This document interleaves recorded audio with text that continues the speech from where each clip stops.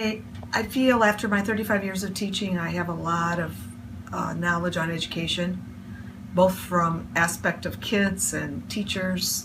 I just think I have a wealth of knowledge I'd like to share.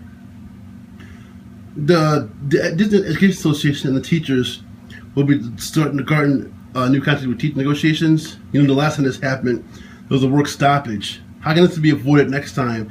And what's the school board's role in teacher negotiations? I think it could be avoided by getting an earlier start and the board sitting on one side of the table per se, but you might say that. Board sitting on one side of the table, representation from the teachers sitting on the other side table, and get to know each other and get to know exactly what the end result both sides want. Being a teacher and also have been on the negotiating team, you kind of play, one starts low, one starts high, and I just think if you come right into it, I think basically what the teachers got last time was what everybody thought they were going to get. 1-2% in today's economy, maybe 3%. So I think just open communication between the two sides.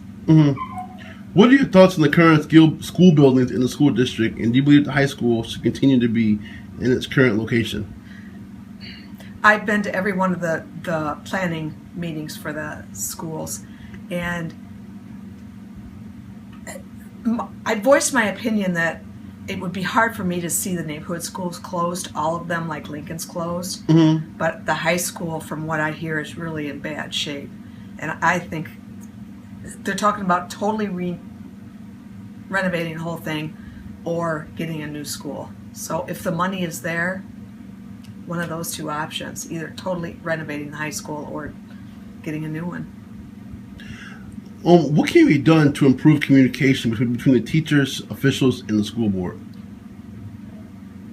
I think it's really going to be fixed with Mr. Rick and Mrs. Empen at the helm.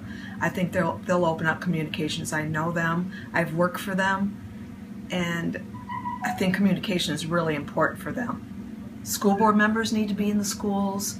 Administration, higher administration need to be in the schools. Keep the communication open between the teachers. My final question here for you is: school budget cuts could mean reduced funding for the school district, and that happens, and cuts need to be made by the board. In your opinion, what are some things the school district could do without, or what, in your opinion, can be cut? Two things? I don't know. That's a really hard question because they're looking at 2.5%. I think that's what it was, 2.5% cuts downstate for school districts, and I think all the funds need to be looked at. I've never been on the board before, so I'm not sure, but I think all the funds need to be looked at to see what's being serviced and just look at what impacts the children the least amount.